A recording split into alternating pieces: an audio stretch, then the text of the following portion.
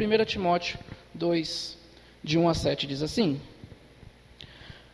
Antes de tudo, pois, exorto que se use a prática de súplicas, orações, intercessões, ações de graças, em favor de todos os homens, em favor dos reis e de todos os que se acham investidos de autoridade, para que vivamos uma vida tranquila e mansa, com toda piedade e respeito. Isto é bom e aceitável diante de Deus, o nosso Salvador, o qual deseja que todos os homens sejam salvos e cheguem ao pleno conhecimento da verdade. Porquanto há um só Deus e um só mediador entre Deus e os homens, Cristo Jesus, homem, o qual a si mesmo se deu em resgate por todos, testemunho que se deve prestar em tempos oportunos. Para isto, fui designado pregador e apóstolo, afirmo a verdade, não minto, mestre dos gentios na fé e na verdade. Nós, como igreja, acreditamos no poder da oração e daquilo que ela pode fazer no meio da sociedade? Será que acreditamos no poder que ela pode gerar no meio das pessoas que vivem como se Deus não existisse, que são indiferentes a Jesus, indiferentes à sua obra salvadora e redentora? Será que o nosso desejo e a nossa oração tem sido para que todos, mesmo aqueles que nos perseguem, que nos ofendem, que nos magoam, que falam mal, que tentam nos destruir, que tentam manchar a nossa reputação, o nosso caráter, será que a nossa oração tem sido para que Jesus alcance e salve, ou para que Deus destrua, não aguento mais, elimina, queima, Senhor? Qual tem sido a nossa oração? Qual tem sido o nosso objetivo quando oramos por pessoas assim, que só nos causam mal, que só nos causam aversão, talvez, injúrias e por aí vai? E agora, nesse cenário político que estamos vivendo, será que aqueles que pensam diferente de mim e de você, nós temos oferecido Cristo como a única forma de salvação, de resgate, de redenção?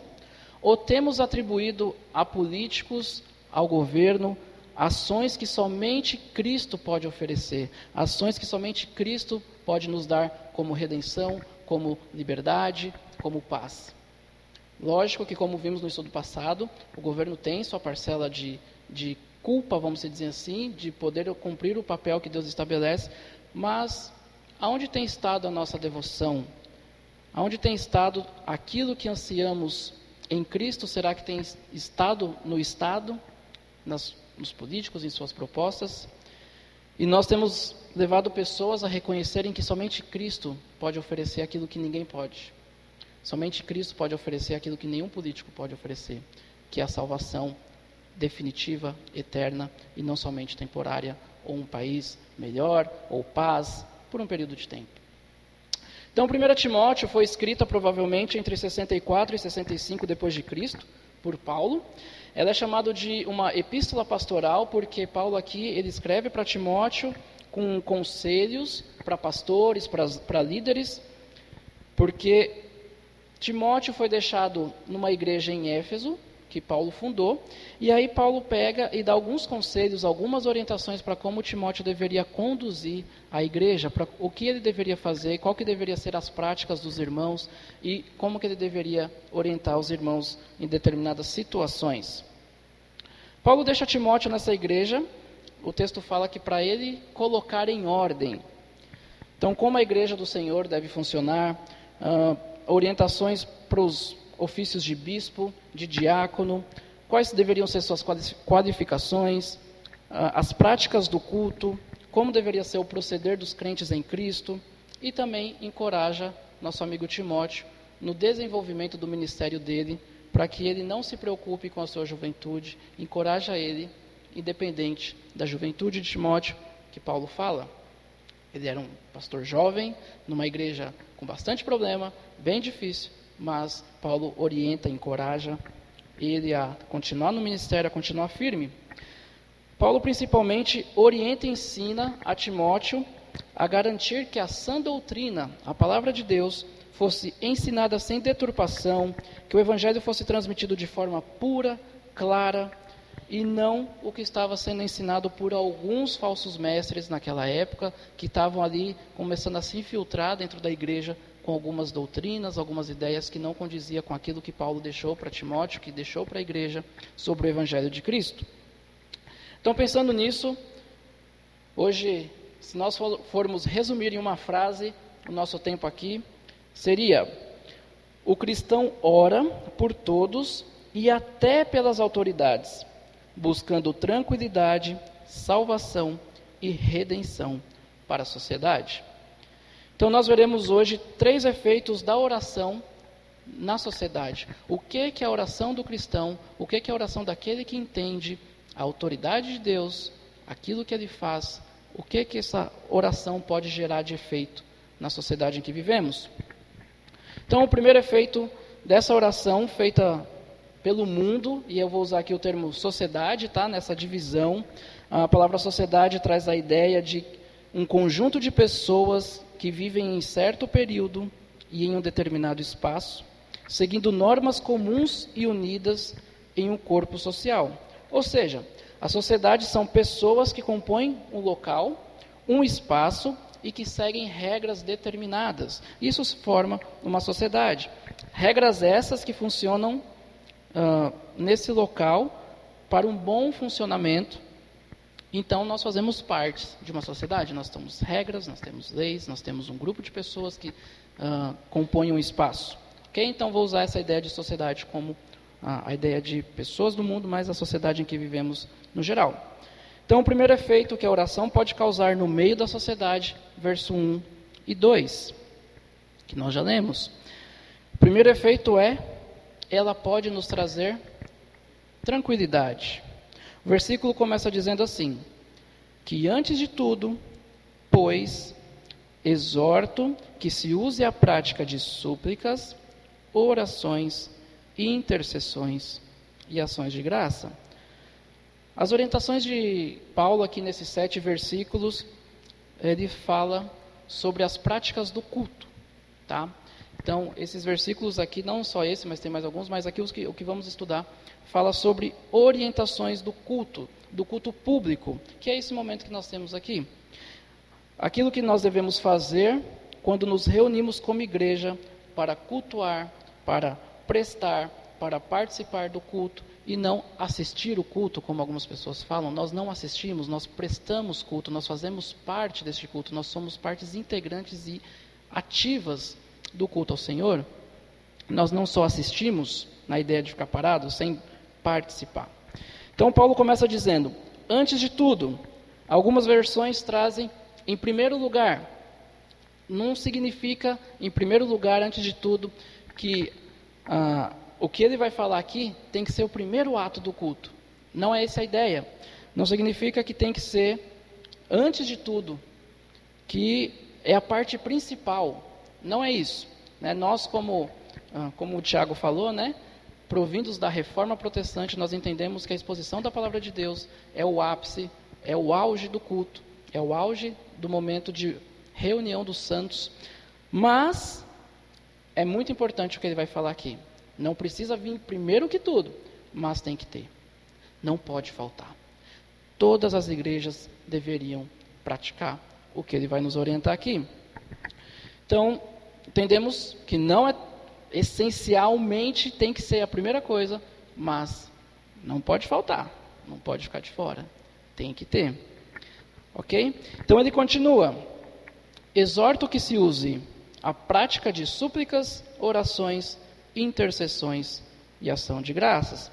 Então Paulo nos exorta, ele nos convoca à prática, a ideia de realização, de fazer algo constante, uma prática. Então, algo rotineiro, algo costumeiro. E quais práticas são essas? Primeiro, súplica. Súplica aqui é uma forma de oração que traz o reconhecimento da grandeza de Deus e do nosso tamanho. Súplica é a ideia de que nós entendemos como somos pequenos diante de Deus, é a ideia de que a gente não somente pede, mas a gente suplica. É diferente, né? Suplica quando você está querendo urgentemente aquilo. Então é um pouquinho mais do que somente pedir por si só. É quando nós entendemos e assumimos a nossa humildade diante de Deus, que somos pó diante de Deus, que nada nós merecemos e que precisamos dele e pedimos as coisas com todo o sentimento, com toda a alma, com todo entendimento, seja parte da saúde, seja sabedoria, seja orientações para resolver problemas difíceis na nossa vida. É a intervenção dos céus, é algo divino para aquele momento, para aquele mal que nos aflige, talvez constantemente, talvez de forma muito ativa. Ok, então súplica.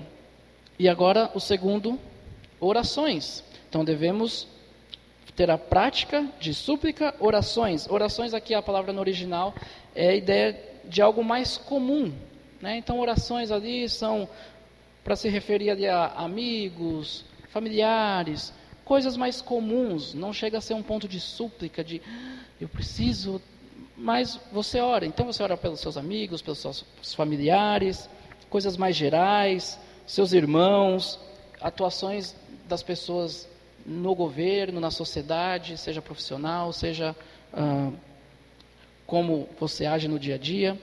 Então, súplica, orações e o terceiro, intercessões.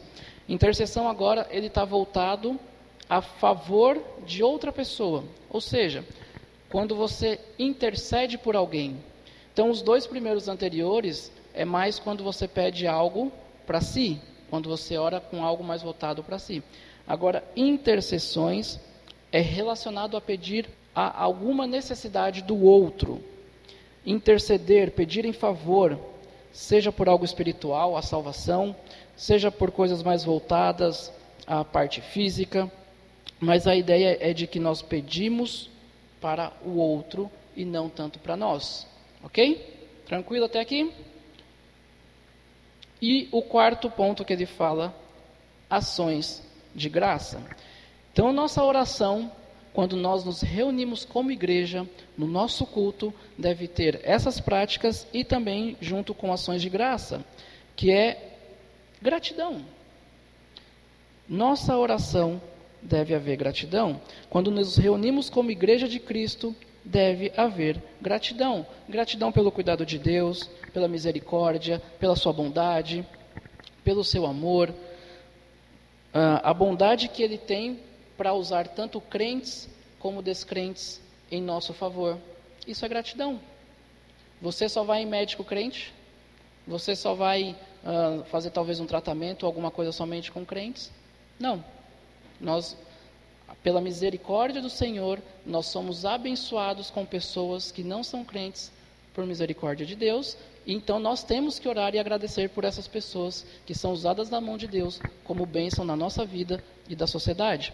Ações de graça, gratidão por todo o bem que Deus faz, independente, seja filho de Deus ou não filho de Deus, crentes em Cristo ou não crentes em Cristo. E o versículo 1 encerra dizendo que tudo isso que nós devemos fazer, todos esses elementos que deve haver na nossa oração, no nosso culto público, fazer tudo isso em favor de todos os homens. Então você vai pegar um papelzinho agora e vai escrever o nome dos 8 bilhões mais ou menos de pessoas que nós temos no planeta. Ok? Em favor de todos os homens. Mas não é isso que está dizendo aqui. A ideia é que você deve orar por todas as pessoas dos níveis que há na sociedade, sem fazer distinção. Devemos orar por todas as classes, categorias, tanto os amigos como os inimigos, tanto os que são crentes como são os descrentes, familiares, homem, mulher, nacionalidades diferentes, etnias, línguas, povos, condições social e por aí vai. Então, orar por todos os homens seria orar por todas as pessoas sem distinção. E não orar um por um individualmente. 8 bilhões de pessoas, mais ou menos, acho que você levaria um bom tempinho. Né? Mas não ter diferença em sua oração, seja qual nível que a pessoa represente ou participe na sociedade. Aqui ele fala autoridade, podemos não orar, seja por qualquer profissão que a gente não gosta, ou por qualquer outra pessoa de outra religião que a gente não gosta. Não deve haver esse tipo de acepção. Orar por todos, independente do nível, da classe ou do que participa dentro da sociedade.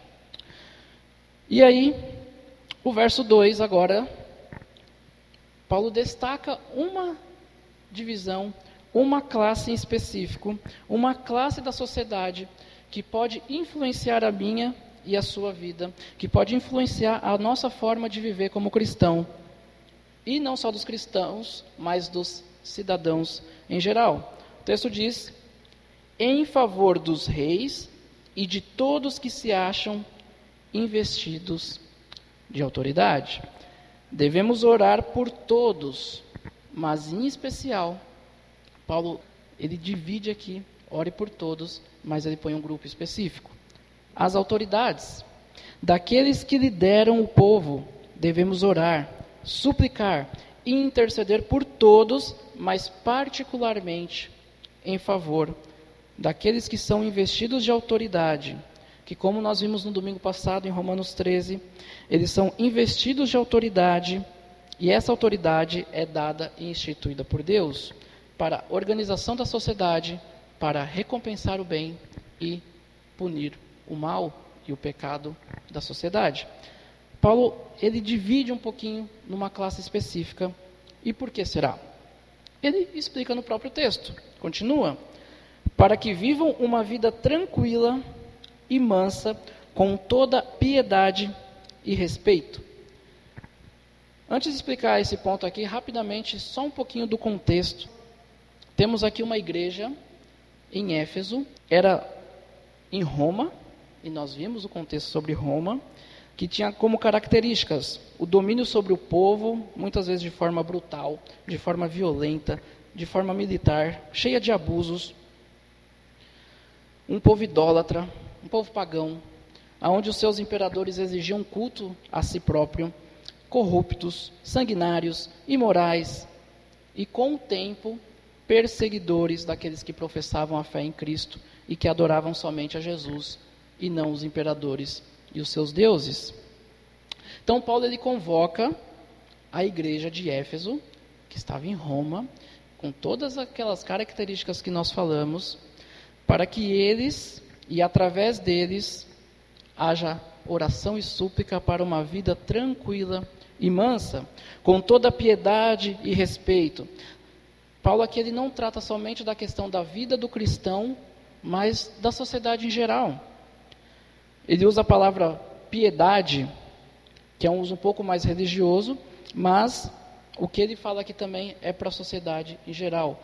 Orar pelas autoridades, suplicar, interceder, não faz com que somente os crentes possam ter uma vida em paz e tranquila, mas sim a sociedade no geral. Então ele está pensando aqui na sociedade como um todo. E aí ele diz que essa ação de oração pode beneficiar toda a sociedade, seja crente, seja incrédulo, seja cristão, seja ateu, todos podem se beneficiar de um bom governo. Por isso que nós devemos orar. Não pensando somente em nós, na nossa, vamos dizer, entre aspas, classe religiosa cristã, mas a sociedade como um todo, sejam aqueles que professam a fé em Cristo ou aqueles que não professam. Não sei se você já viu, mas muitas pessoas, eles se pegam dizendo que a gente tem que orar para que haja perseguição aos crentes. Alguém já viu? Porque com perseguição aos crentes, os crentes vão se levantar e vão ser mais crentes e vão evangelizar mais e vão parar de se acomodar, porque a perseguição vai fazer com que a igreja se levante e por aí vai. E se a gente olha aqui, Paulo não está dizendo isso. Paulo não está dizendo para a gente orar por perseguição. Pelo contrário. Paulo está dizendo para a gente orar pelas autoridades para que nós tenhamos uma vida tranquila, uma vida mansa. Não que haja perseguição, para que o evangelho cresça e se expanda. Não é isso. Não estou dizendo que não pode haver e que Deus não pode usar isso como forma de que as pessoas conheçam a Jesus e que o Evangelho cresça. Ok? Nós temos vários exemplos disso. Mas a ideia de nós pedirmos, de nós orarmos para que isso aconteça, não é bom. Não é bíblico. Não que ele não possa usar, mas não é o que devemos fazer. E o texto vai nos responder o porquê. Então, orar para que Deus nos conceda, através daqueles que estão no poder, que eles sejam tementes, que eles sejam justos, que eles sejam retos, faz com que essas pessoas que estão no poder, sejam crentes ou não, façam leis boas, façam leis justas, não só para nós, mas para toda a sociedade.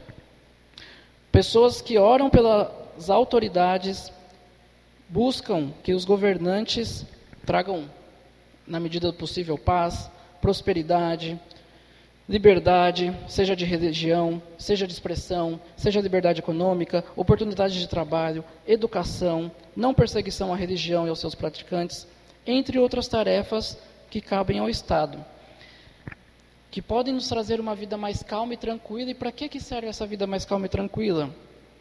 Para que nós possamos aproveitar as oportunidades de levar, de falar do Evangelho sobre a fé, exercitar a nossa fé, de forma que não soframos retaliação, perseguição, de forma piedosa e de respeito, que é o exercício da nossa fidelidade e reverência a Deus com dignidade e respeito.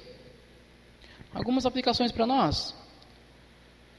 Quando nossas vidas, de forma calma, de forma tranquila, talvez sem perseguição, sem imposições, sem uma ditadura por parte do governo, que nos obriga talvez a lutar por nossa sobrevivência, a abrir mão dos nossos ideais. Quando isso não acontece, dificilmente a gente lembra de orar pelo governo, pelas autoridades, por aqueles que estão em posição, como nós vimos semana passada, superior. Nós não lembramos muito de orar quando isso não está acontecendo, mas a nossa oração deve ser constante, independente da situação que a gente está, seja uma situação boa ou ruim, a nossa oração por essas pessoas deve ser constante, para que a nação seja favorável à difusão do Evangelho, sem perseguição, sem punição. Essa oração deve acontecer independente de quem esteja ou do que esteja acontecendo. Paulo manda orarmos pelos governantes, e isso sabendo de todo o contexto, de todos os acontecimentos ali de Roma, que era a igreja inserida ali, onde o imperador era Nero, que era um governador cruel, que acusou os crentes pelo seu próprio crime de botar fogo em Roma. E mais para frente, é o próprio Nero que manda matar Paulo, persegue os cristãos, mata, coloca na arena, isso depois da carta. Mas Nero estava lá. E mesmo assim Paulo diz para que aquela igreja em Éfeso orasse pelas autoridades.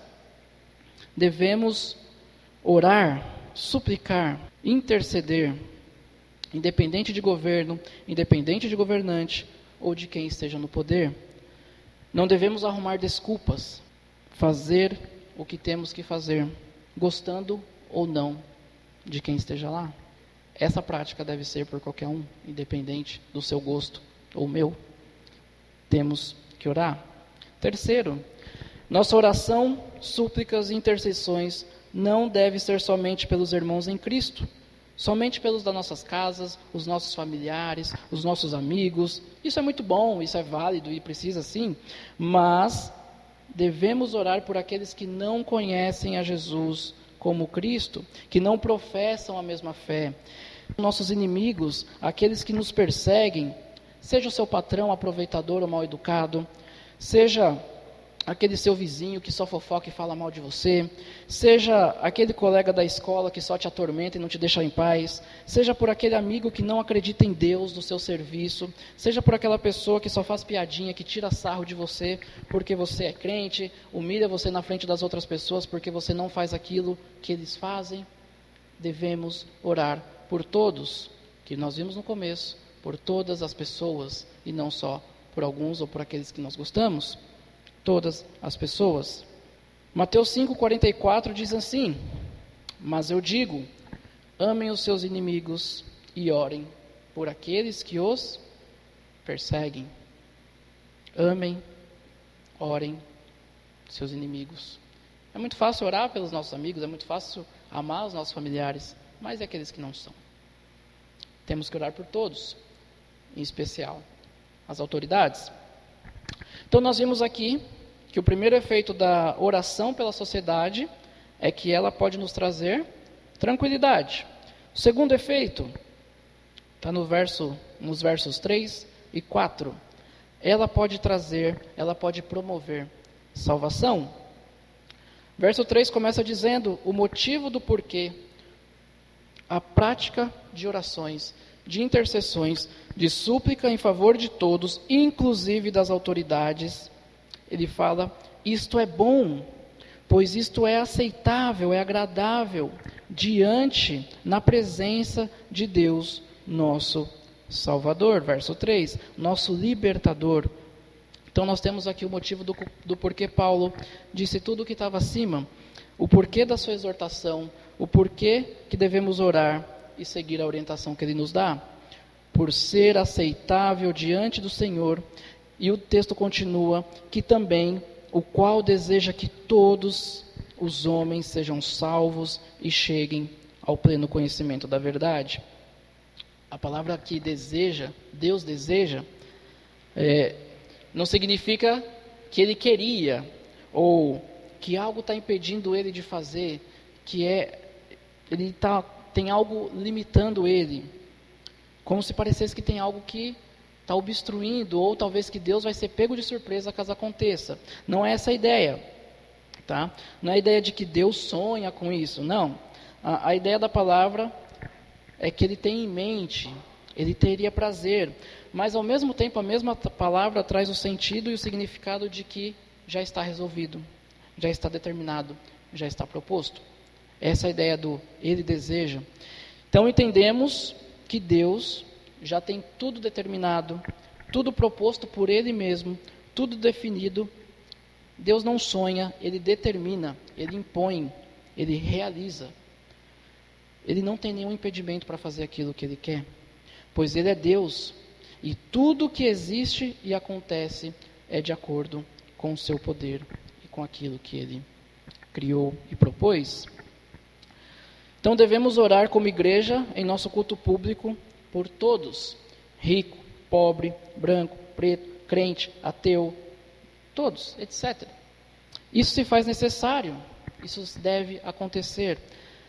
Paulo aqui ele também coloca na parede uma doutrina que estava acontecendo lá na igreja em Éfeso, onde ele coloca Timóteo, conhecida como gnosticismo.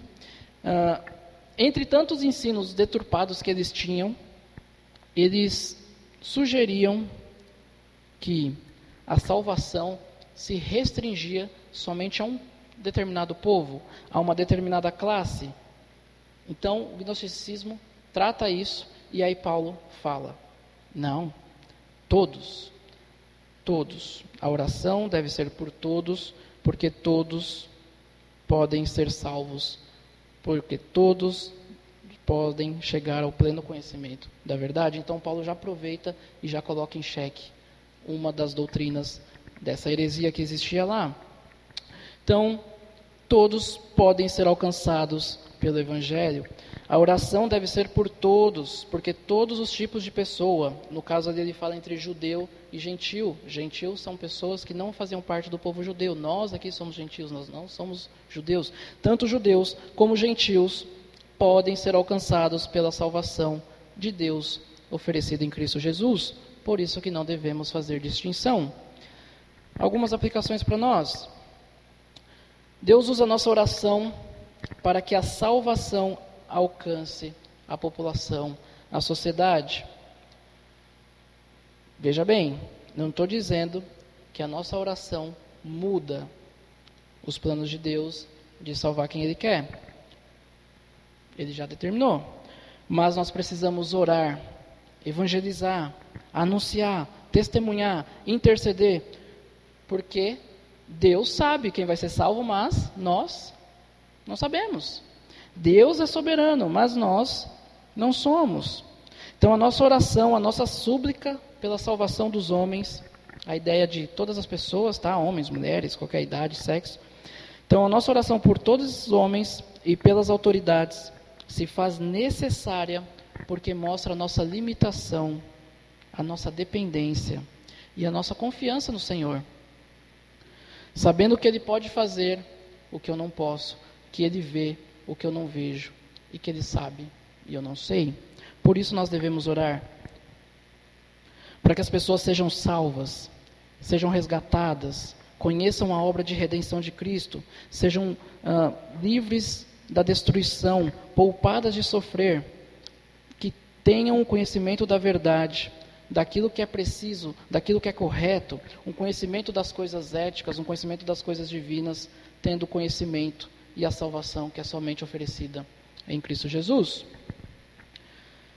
O que é também precioso, proveitoso e agradável a Deus em nosso momento de culto é pedir diante de Deus em favor daqueles que têm autoridade, porque é Deus quem instituiu, como vimos domingo passado, não há uma autoridade que não proceda de Deus, e todos eles, todas essas autoridades prestarão contas diante de Deus, ou até às vezes aqui nesse mundo, com punição, como vimos, de forma penal, de forma civil, mas todos prestarão conta diante de Deus, de como usaram e exerceram a sua posição.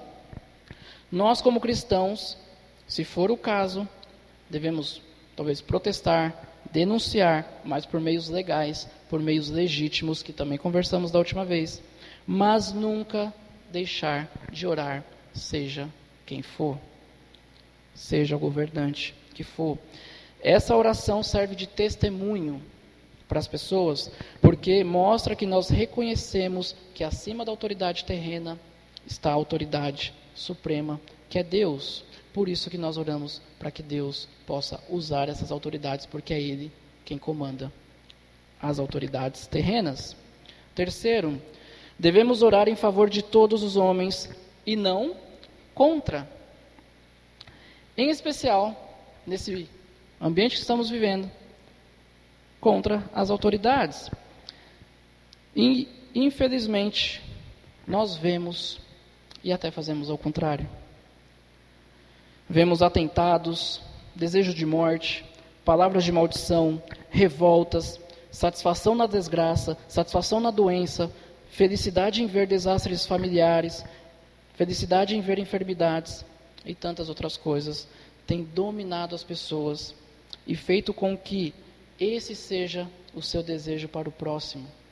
Orar contra, pedir contra e não a favor. E principalmente contra os políticos. Esse desejo, essa busca do mal para as pessoas que talvez eu não gosto, que eu não quero. Devemos orar em favor, como diz o texto, e não contra. Que a nossa oração seja que Cristo alcance, que o seu amor chegue, que a sua redenção atinja essas pessoas, e não palavras e ações negativas, de ódio, de desprezo, de rancor, e seja lá o que for.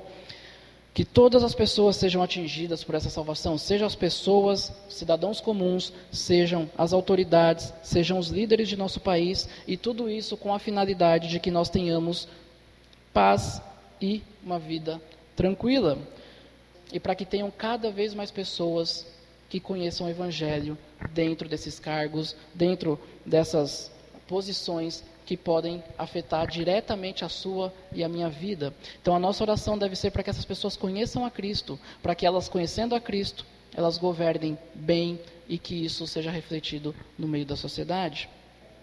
Então o primeiro efeito, ela pode nos trazer tranquilidade. O segundo efeito da oração na sociedade, ela pode promover a salvação. E o terceiro efeito ela traz libertação. A oração pode trazer a libertação no meio da sociedade. Verso 5, começa dizendo, porquanto, então já um porquê, há só um Deus e um só mediador entre Deus e os homens, Cristo Jesus, homem. Então há somente um Deus e um só mediador entre Deus e os homens, Cristo Jesus, homem. Então, como eu disse, da cidade de Éfeso, outra informação, essa cidade, ela era o centro de adoração a uma deusa chamada Diana. E Paulo escreve para uma igreja plantada nesse lugar, nesse centro de adoração a essa deusa. Então, por isso a ênfase de que há um só Deus. Não é Diana, não é os outros deuses do Império Romano, é somente um Deus. Todos esses outros que existem, todos esses que existem na cultura pagã, não são Deus. Todos esses deuses são criação da mente, são criação da imaginação humana, pecaminosa, do coração humano, que é uma fábrica de criar ídolos. Além de existir somente um Deus, o texto continua, há somente um mediador, Cristo Jesus, homem. Os praticantes do gnosticismo, eles tinham mais uma heresia também, praticantes do gnosticismo e das suas versões, que acreditavam que entre nós e Deus existia um mediador, um restaurador, e que o corpo era uma prisão da alma para chegar até esse Deus. Então, o corpo era uma prisão onde a alma precisaria passar por essa plenitude do espaço até chegar a Deus, com a ajuda desse mediador. Paulo fala, há somente um Deus e há somente um mediador, somente um que pode nos dar acesso direto a Deus, e esse é Cristo Jesus. Outra heresia que tinha lá também era a negação de que Jesus existiu em corpo. Para eles, a matéria era inferior ao espírito. Então, o espírito era superior à matéria. Para eles era impossível que Deus ele tivesse se tornado homem, assumido um corpo, uma forma corpórea. Para eles não tinham como, porque um é bom e outro é ruim. Então ele fala, esse Cristo Jesus é um mediador e ele é homem. Ele fala que também não somente é homem, mas como ele é Deus, como diz no versículo 3. Isto é bom e aceitável diante de Deus, nosso Salvador. E no versículo 6, ele confirma agora quem é o nosso resgatador, quem é o nosso Salvador, Cristo Jesus. Então ele, além de ser homem, ele também é Deus. O texto continua dizendo, o qual a si mesmo se deu em resgate por todos. Todos aqui a gente já entendeu, lá no começo, tá? Vou explicar. Então, Cristo Jesus, sendo um com Deus, assume a forma de homem e se entrega, se oferece, se apresenta a si próprio como o preço para mim e para você sermos redimidos.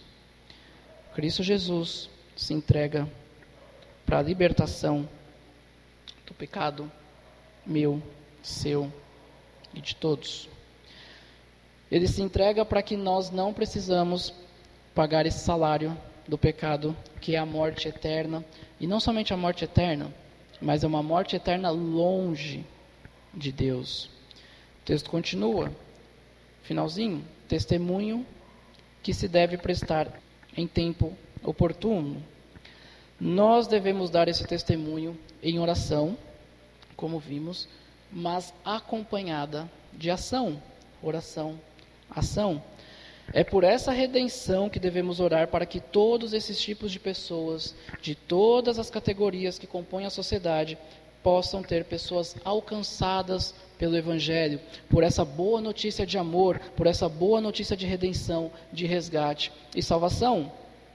E aí Paulo ele encerra dizendo, versículo 7, para isto que fui designado, pregador e apóstolo, afirmo a verdade, não minto, mestre dos gentios na verdade e na fé.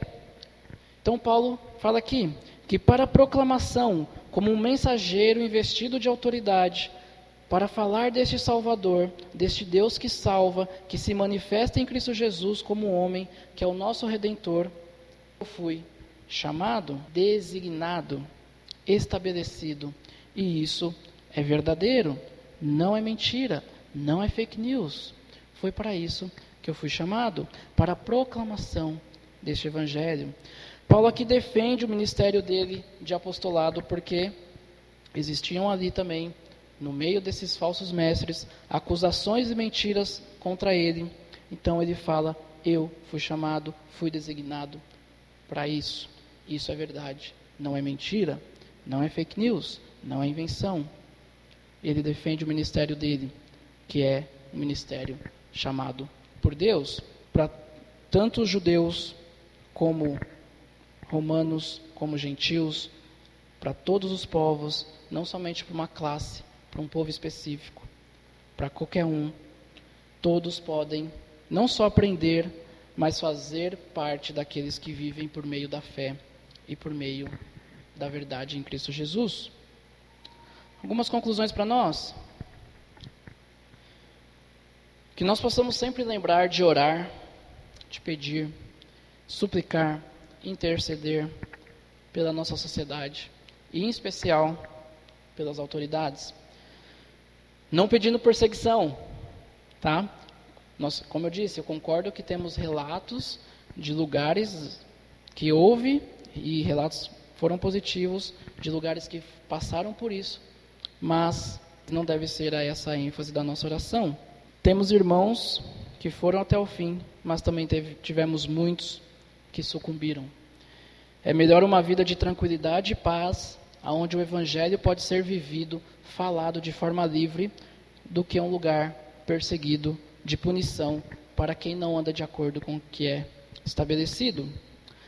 Devemos orar para que a gente tenha uma vida tranquila e mansa, uma vida em paz, paz para poder cuidar dos nossos filhos, cuidar da nossa família, cuidar dos nossos negócios, fazer o bem, praticar o evangelho, exercer nossa religião com liberdade, uma vida tranquila e mansa, sem guerras, sem hostilidade, sem martírio. Essa deve ser a busca da nossa oração, com piedade e respeito. Então, que nós possamos também, nessas orações, para que possamos ver a palavra de Deus se expandindo, a igreja se expandindo, sendo respeitada por todos, as autoridades sendo justas, sendo fiéis, evitando que sejamos presos, discriminados por conta da nossa fé, impedindo atos de vandalismo, fechamentos de igreja, que possam passar leis justas, proteger as liberdades, seja civis, liberdades fundamentais que precisamos, inclusive liberdade de crença, de expressão, de religião. É por isso que nós devemos orar pelas autoridades, porque Deus deu à autoridade o poder de fazer essas coisas e proporcionar aos seus cidadãos uma vida tranquila e mansa, com toda piedade e respeito. Como seres humanos, nós estamos separados de Deus pelo pecado. E só uma pessoa no universo pode fazer essa mediação, essa ponte, essa religação entre nós e nos unir outra vez a Deus. Jesus, que é Deus e homem ao mesmo tempo. O sacrifício de Cristo trouxe nova vida à humanidade, permitindo assim o acesso ao Pai. A mensagem do Evangelho tem um alcance mundial. Não está limitado a uma raça, a um sexo, a fronteira, barreiras nacionais, condição social. Deus ama todo mundo e enviou seu Filho para salvar todos os pecadores. Nunca assuma que alguém está fora da misericórdia de Deus, fora de alcançar a sua salvação. Não sabemos quem são os eleitos de Deus, por isso oramos mostrando dependência e a nossa limitação. E por último, isso é verdade. Não é fake news de políticos, não é fake news de propostas políticas para te enganar, pois Jesus é o princípio, o meio e o final da história, e nele não há sombra para dúvidas ou descrença. Nele não há engano, não há promessas mentirosas. Somente nele está a verdadeira redenção, a verdadeira salvação, a verdadeira liberdade. Ele é o alimento, e não é no Estado, não é no governo, e nem naquilo que eles podem ou falam que vão nos oferecer. Somente Cristo é a redenção. Somente Cristo pode trazer um reino de paz, de justiça, de retidão para as pessoas. Infelizmente, não é o que nós vemos. Quero finalizar com João 14:3. Abram lá, por favor. João, capítulo 14, verso 3. Quando eu for e vos preparar um lugar, voltarei e vos receberei para mim mesmo, para que, onde eu estou, estejais vós também. Possamos entender que, como cristão, nós temos o nosso papel como cidadão nessa terra, nós devemos exercer, nós devemos praticar, sim, de fato, mas Jesus voltará para nos buscar para uma casa que não é de aluguel. Aqui nós estamos de aluguel. Para uma casa que é eterna, para uma casa que é celestial e não terrena. Então, que nós possamos cumprir o nosso papel como cristãos no meio da política, no meio da sociedade, e tantas outras áreas que não é somente política, onde nós podemos fazer a diferença. Mas que possamos lembrar que o nosso papel aqui deve ser feito de maneira correta, responsável, honrosa, mas não perder de vista que nós não somos daqui. Que Jesus foi preparar um lugar para aqueles que creem e temem, para aqueles que entregaram sua vida a Ele, para aqueles que reconheceram Ele como Senhor e Salvador. Ele vai voltar e vai nos levar para um lugar onde reina justiça, paz, retidão, e aí sim nós poderemos ser de fato felizes. Amém? Vamos orar? Senhor, nós te agradecemos, Pai, porque o Senhor, através de Cristo, nos salvou, nos redimiu, nos traz a redenção dos nossos pecados, das nossas falhas. Possamos, Deus, atribuir somente ao Senhor a salvação, somente o Senhor a redenção, esperar somente no Senhor aquilo que não podemos ter aqui. Infelizmente, Pai, muitos cristãos têm tido uma busca, uma confiança em pessoas que não vão oferecer aquilo que somente o Senhor pode. Que o Senhor abençoe a nossa nação, que o Senhor abençoe o nosso país, essas eleições que vamos ter. Que o Senhor nos ajude, Pai, a entendermos a Tua soberania. Não significa que devemos ser avessos, como vimos na semana passada, não significa que devemos aceitar tudo e todas as coisas de forma calada, indo contra a nossa consciência cristã, indo contra a Tua palavra, mas possamos entender que o Senhor é a autoridade máxima, que o Senhor é a autoridade suprema, e que possamos, Deus, orar, interceder, suplicar por aqueles que exercem o poder, que não sejamos uma igreja falha nessa parte, seja em momentos bons ou momentos ruins, sejam em liberdade religiosa, seja em perseguição religiosa, que possamos sempre lembrar de orar, de interceder, para que possamos ter uma vida tranquila, uma vida mansa, onde o Teu Evangelho pode ser propagado, pode ser ensinado, onde a fé pode ser exercida de forma livre, de forma sem medo de punição. Sabemos, Pai, que tem pessoas, que temos perseguições por conta da nossa fé, mas isso faz parte da sociedade, das pessoas que não Te conhecem, e não é algo efetivo do Estado, mas que isso não venha acontecer com a nossa nação, Pai. Possamos conseguir expressar a nossa fé, expressar a nossa religiosidade de forma tranquila, de forma calma, e que principalmente pessoas possam ser alcançadas pelo Senhor nesse meio do Estado, do governo, que pessoas possam Te conhecer verdadeiramente, para que possam fazer a diferença, Pai, naquele local, para que possam fazer leis justas, para que possam ser luz, ser sal do Senhor, como vimos no primeiro estudo, para que a gente consiga, Deus, desenvolver uma vida não somente cristã, mas seja na área profissional, seja na área financeira, seja em tantas outras áreas, Deus. Que o Senhor possa vir com a Tua poderosa mão sobre a nossa nação, sobre o nosso governo, Senado, e seja tantas outras áreas, porque o Senhor seja conhecido e que nossa oração, Pai, possa ser de que o Senhor salve e não de que o Senhor destrua, que o Senhor liberte, resgate, que isso seja a nossa oração para que todos nós possamos ter uma vida prática com o Senhor de forma tranquila e em paz. Te agradecemos e pedimos em nome de Jesus. Amém.